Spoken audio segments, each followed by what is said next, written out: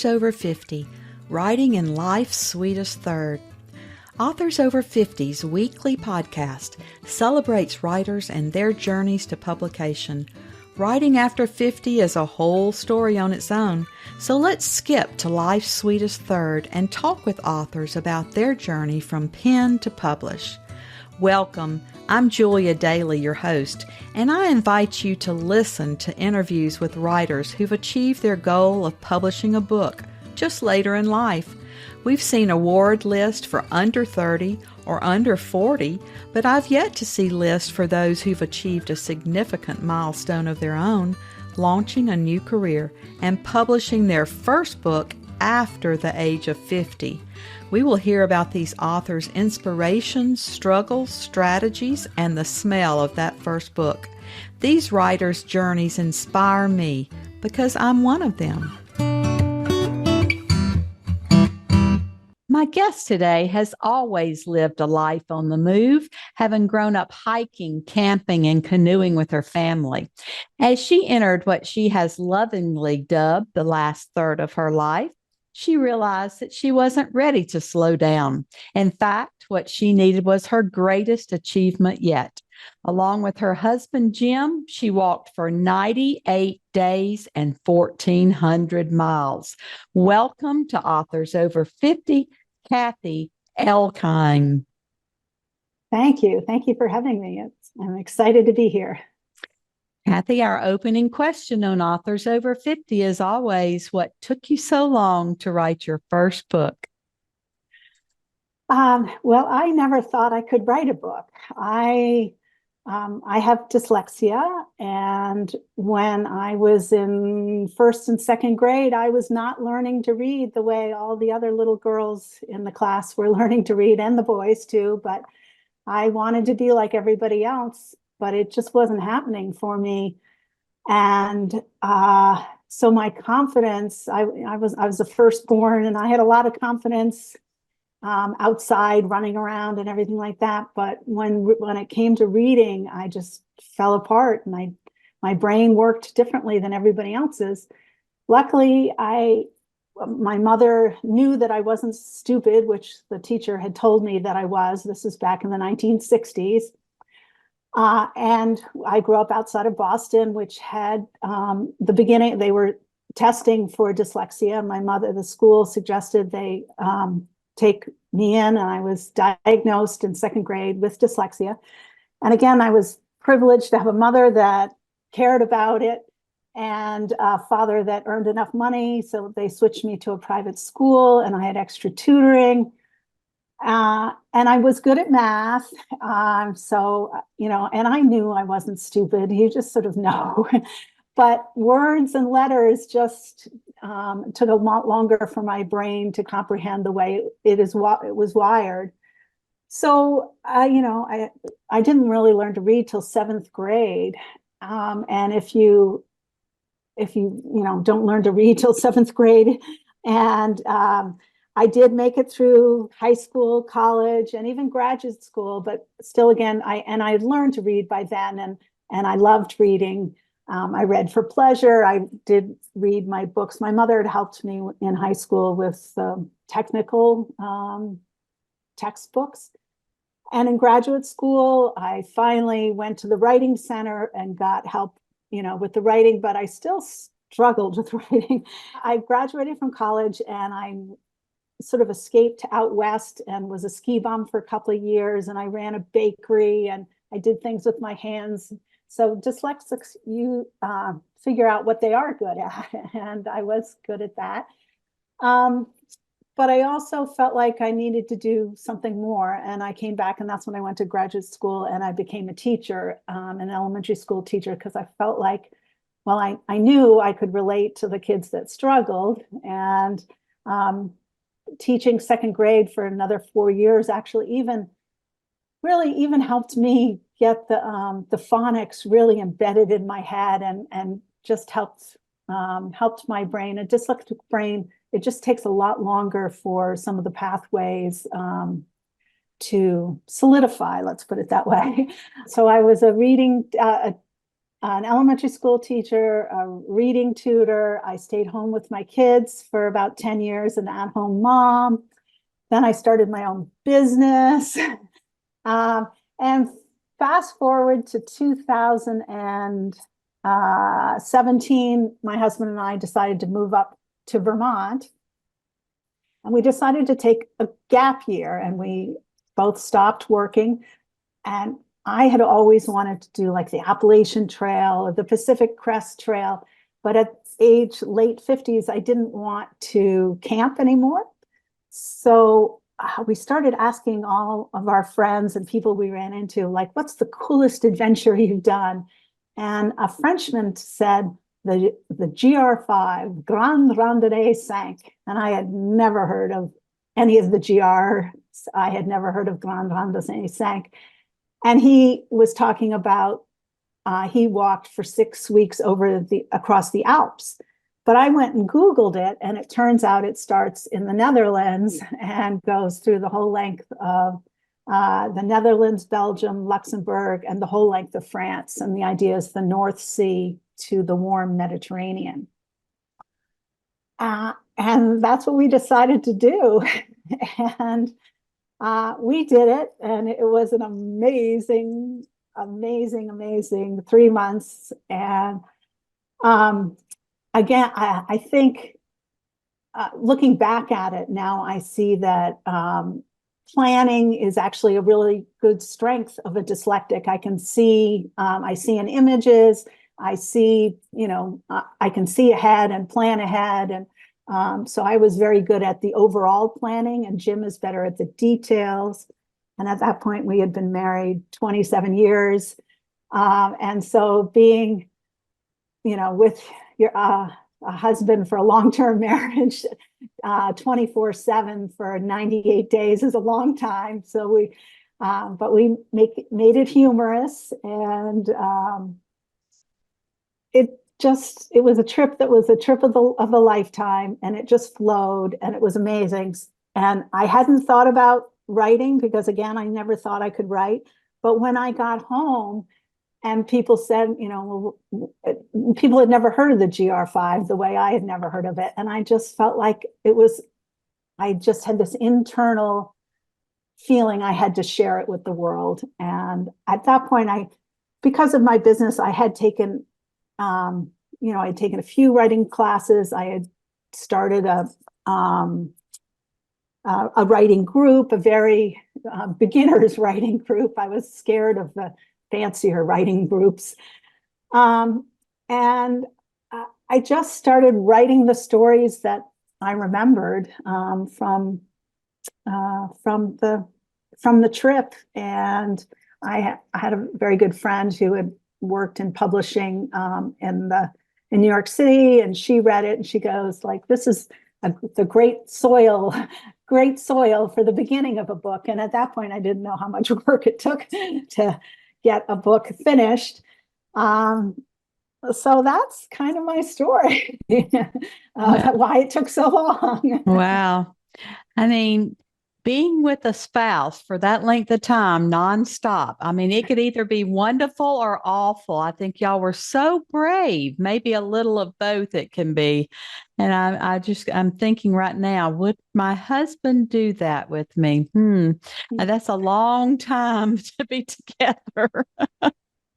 He ended up making it work in that in the morning times, we didn't walk right next to each other talking the whole way. Either he was ahead or I was ahead. And the person who was in the lead was following the GPS and making sure we were taking the correct turns. And the person behind could sort of daydream a little bit more, meditate, and just be in their own thoughts, because, you can't talk to each other all day long. And then also you get to a nice village with staying in a little hotel, and you go out to dinner, and a European dinner is sometimes 2 hours or an hour and a half, and sit there and continue talking after you've been with someone all day long. So we made it work. Well, it's just fascinating. And you didn't keep a journal along the way to be able to recount all of this?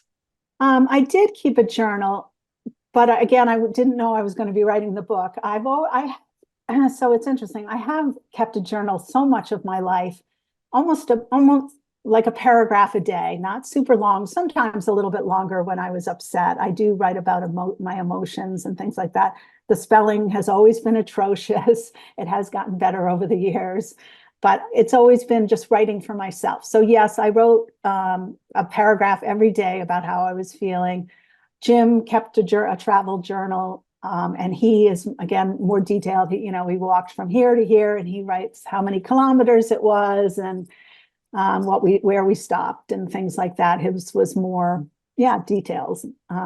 And so he let me use his journal too when I was doing the writing. And the other thing I realized as I worked on the writing process, as a just what I am very good at, one of my superpowers is taking myself back into a scene. And as you know, as a memoirist, you write scenes, the important scenes, and you need to bring out what you smelled, what you tasted, all the senses. And I think even though it was only took me a couple of years to write it, but I could take myself back into the scene and remember a lot, and remember my feelings. And I I'm very embodied, I feel like, and so I could. And as you're walking, it's step by step by step, and you're breathing hard, especially uphill. And I got into these meditative sort of trances, and I think, again, that helped me. If I could take myself back onto the trail and remember what I was thinking, and things like that. And as a memoirist, also, you might not have the exact same thing that you were thinking on that particular day, but it's close enough.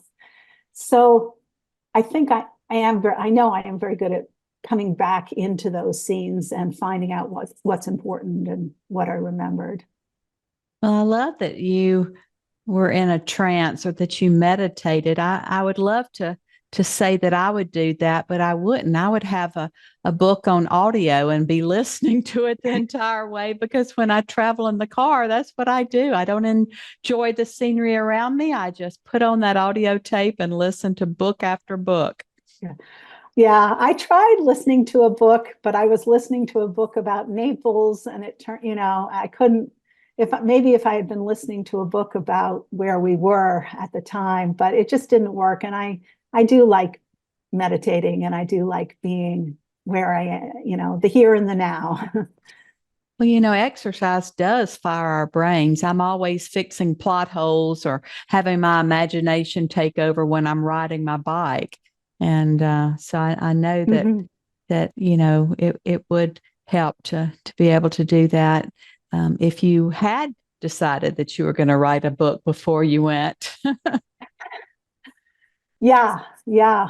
Um, well, and we've sort of fallen in love with this way of traveling. And we have gone to southern Spain, not the Camino, but the southern Spain, and walked for 3 weeks, and done that after I was in the middle of publishing when we did that. And so I have gotten to I take my phone out and do voice messages to myself about, I don't know, just metaphors that come to me, and what I've noticed and what I've seen. And so that has really helped. I really enjoy doing that. And the other thing is, while I was writing, we live in Vermont, and I'm looking out at the Green Mountains right out my window. So I am 10 minutes away from, beautiful hiking trails, and I would go back and hike by myself. And just again, the act of walking brings me back to the trail in Europe, and I could bring up memories. And when I was, again, looking for metaphors or just certain words, I think I believe in trusting your intuition too, and trusting that what's supposed to come up will come up, and it did, and it would. And so putting certain words together and things like that, writing is such a puzzle, to make it different from uh, you know, traditional metaphors or cliches, trying to get away from that. So I definitely used walking as a way. I'd come home and do a lot of writing right after and listen to the things, the notes I had taken. Yeah. Well, once you completed this manuscript, how did you proceed? Did you search for an agent, decide to choose a hybrid, a small press, or did you self-publish? I started, I had, I was writing during COVID, and I was taking a lot of writing classes. And in writing classes, you hear, you learn from all the other people that are in classes. And so it was wonderful to meet all these writers. I thought I would try to find an agent, and I, wrote all the query letters. That's what they're called. Um, and I started querying agents, and I had taken a couple of Grub Street classes, which is an organization, Boston Writing, and I had had a few agents give me feedback, and then I talked to a few authors who were over 50 and had realized that it had taken a long time, or they had never found an agent. And so I heard about She Writes Press, and I submitted.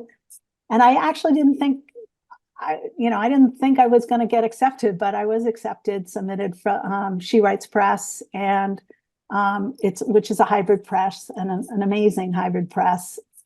And it was the perfect fit for me. It really was. And I continued, even after you submit, I continued to have this editor friend help me cut out a lot, to slim it down. I didn't want it too big.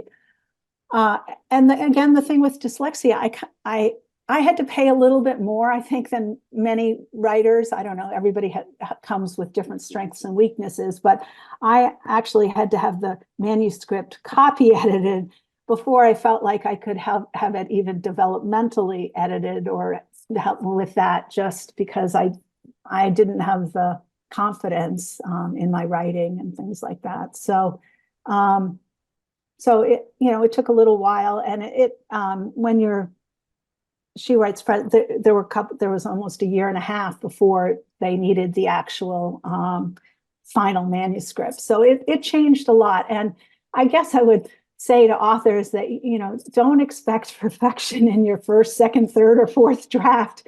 It's a long way. And all of the people that you ask to read it, get feedback. And then you also learn not to listen to everybody.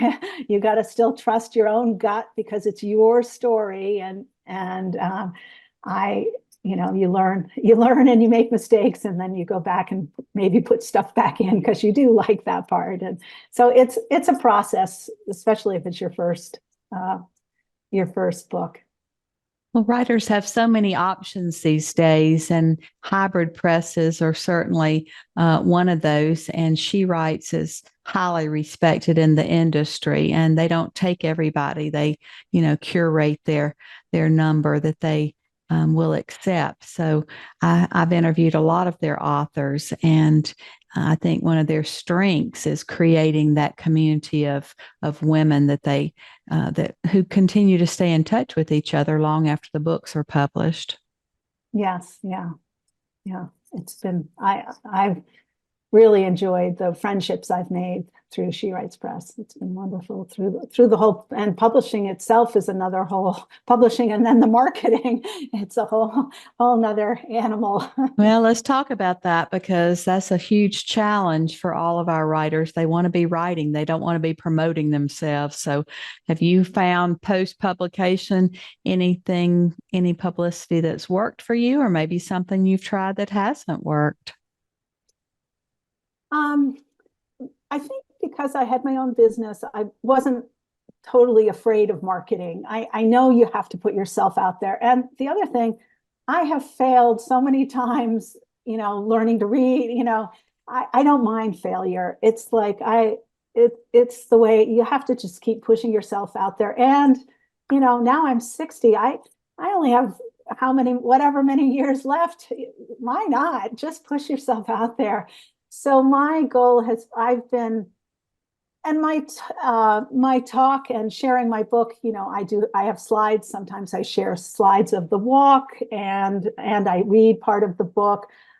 My book, I do talk about my dyslexia. I talk about my struggles with eating, overeating, and body image.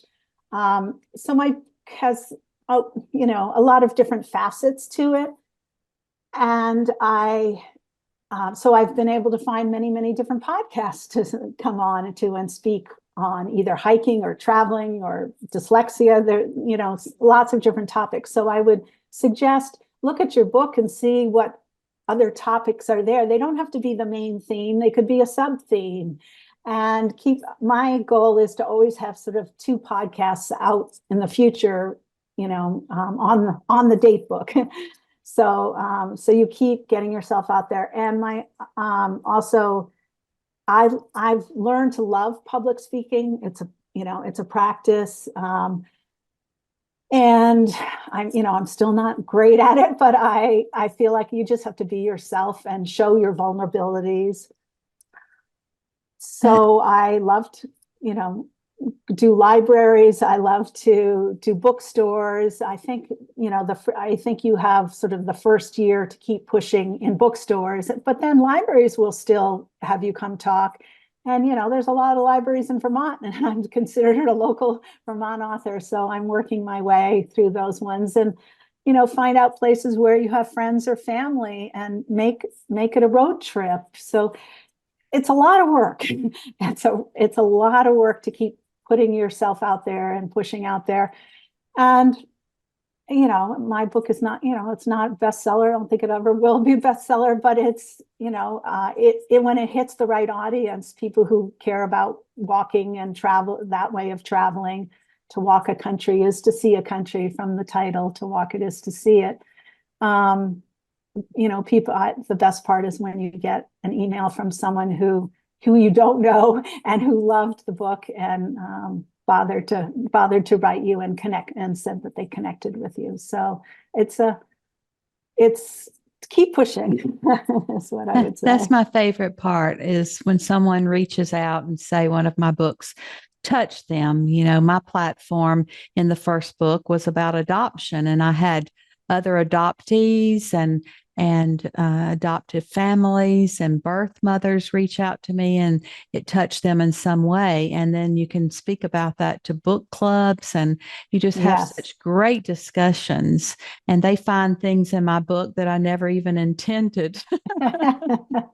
Yeah. So it's a legacy to the world. And you and I both talk about the last third. I call it the sweetest third. So you can adopt that if you'd like. I like that too. Yeah. Well, and everybody says that their 60s and 70s are the best decades of their life. So, or at least a lot of women do. I don't know about men, but women do. And I totally believe that. I do too, because we have so much hindsight. We have so much more wisdom. We don't care about the insignificant anymore. And I think it's just a wonderful time. Yeah.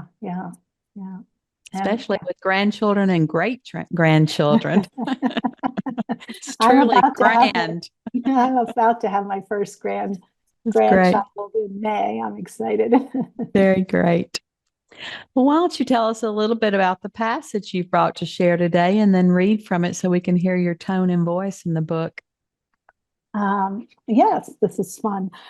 I'm going to start at the beginning, which is the prologue, and it's actually not the beginning. It's what is that called? A foreshadowing? Yeah, it's a piece. It's a piece from sort of the middle of the walk, and it's called Shifting Intentions.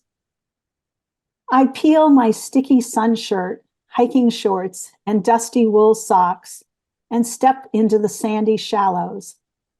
The surprisingly cold June river flows over my tired feet, shifting my intentions of diving in. The sun on my pale skin is glorious. Iced feet and warm air caressing my body are all that I need. I'm just going to forest bathe, I call to Jim, my husband, who is knee-deep in the river dubs, about to plunge in. Oh, come on in, you can do it, he says, turning to look at me. his silver hair shining in the late morning sunlight. Yes, I know I can do it, but I don't want to. It feels invigorating and refreshing just to be naked in the forest air. I don't want to dive into this cold water, I say. I take a deep breath and exhale slowly, tilting my face to the sunbeams. Why do I still have to be assertive to get my desires heard? After 27 years of marriage, why can't he hear and accept? For now, I let the irritation float away in the current.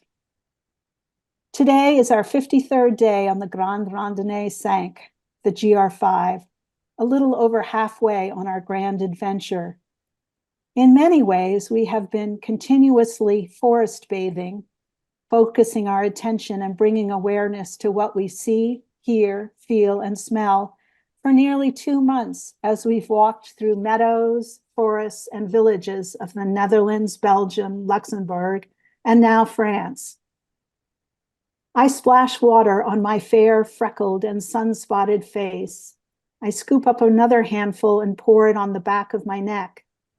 The water trickles between my shoulder blades, sending a shiver of wakefulness to every skin cell. In contrast, the sun on my bare white chest and belly is relaxing yet rapturous. I place my hand on my belly, stretching my fingers to hold the smooth round roll released from waistband and snaps of my shorts.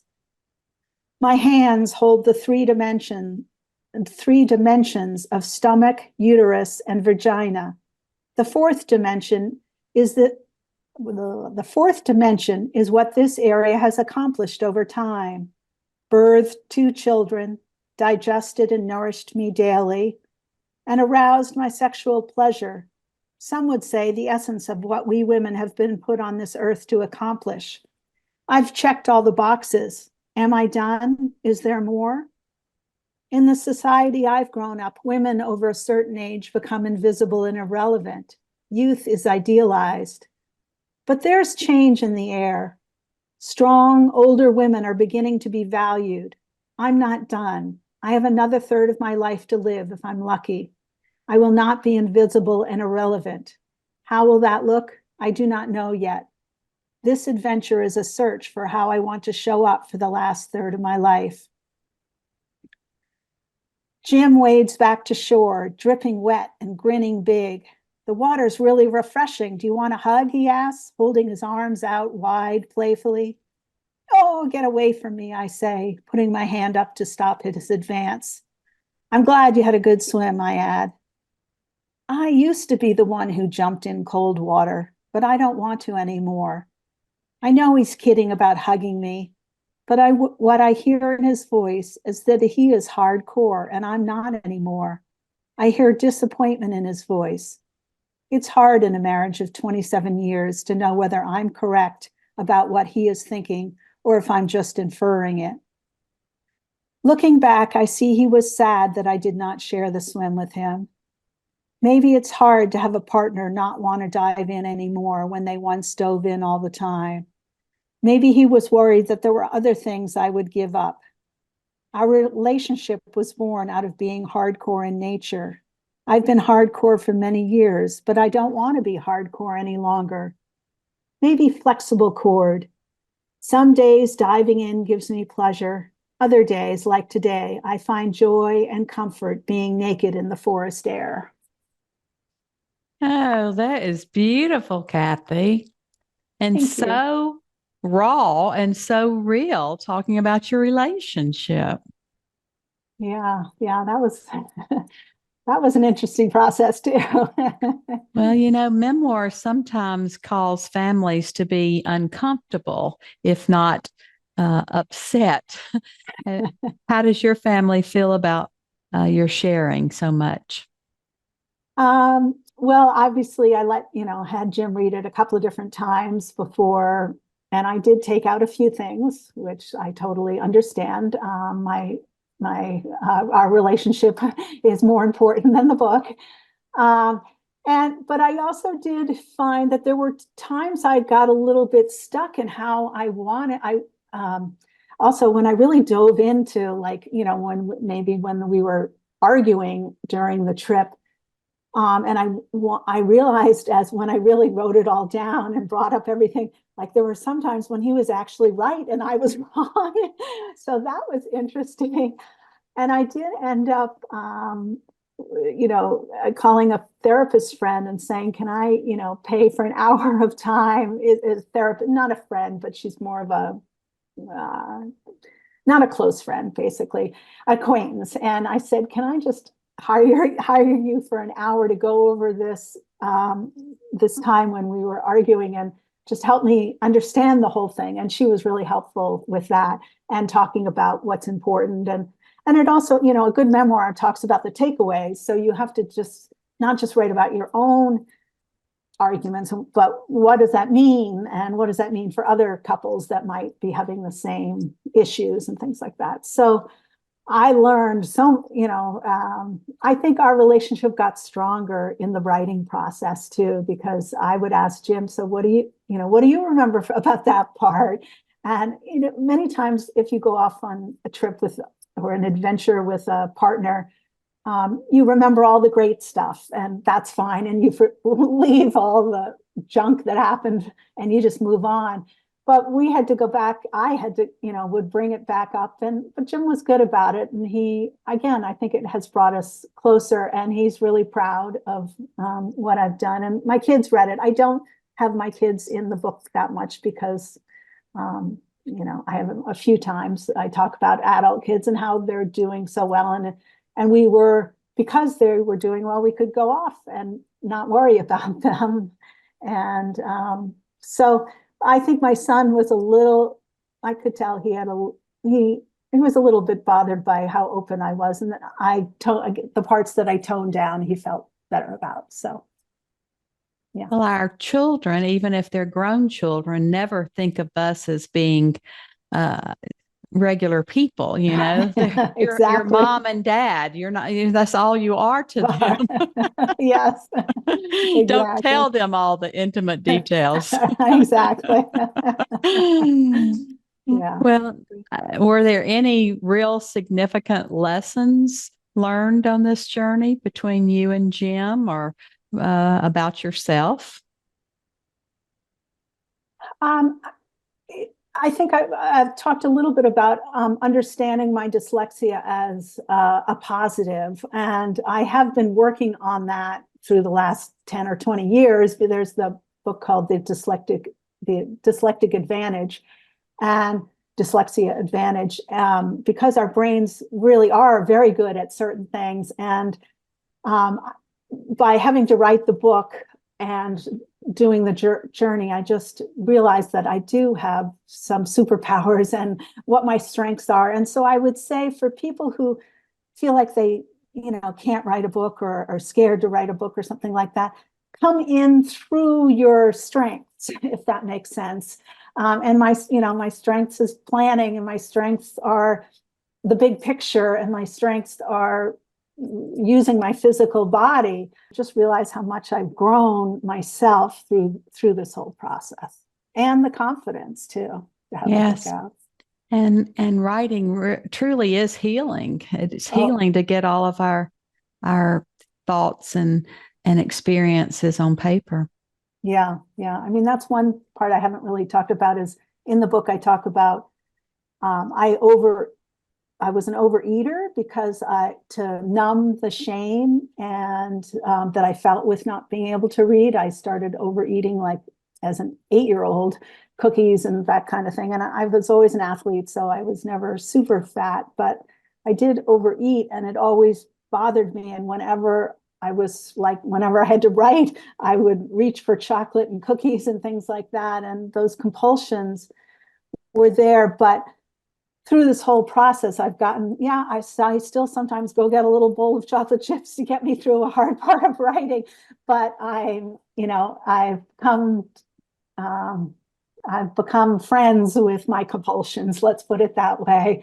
And I use self-compassion and all that kind of thing. So I've grown so much through the whole process. Well, I have the same compulsion, and as well as my daughters have the same. I grew up in the South, and every celebration involved tables and tables of delicious fried foods. And so we eat our emotions, and we celebrate with them, and it's readily available. It's not illegal. So it's very difficult with food. Food, yes, exactly. Yeah. And food is connected with love. And so when we are feeling bad about ourselves, what we really need is love and compassion. Right. So yeah, it's a practice. Yes. A practice, yeah. Kathy, do you have any other books in you? That's what I'm trying to figure out right now. I do also know that myself, I'm a focused, once I start working on a project, I'm kind of focused. So I'm still working on, marketing this book, To Walk It Is to See It. But I will, I do want to keep writing. I just haven't figured out exactly what I want to say and what form it will come in. So, but I've got time.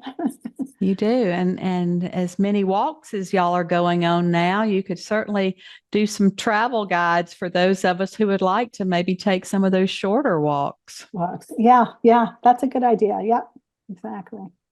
Yeah. This has been a great visit with you here today. And as always, our last interview question is, our writers over 50 are unique. Do you have advice for writers 50 and above?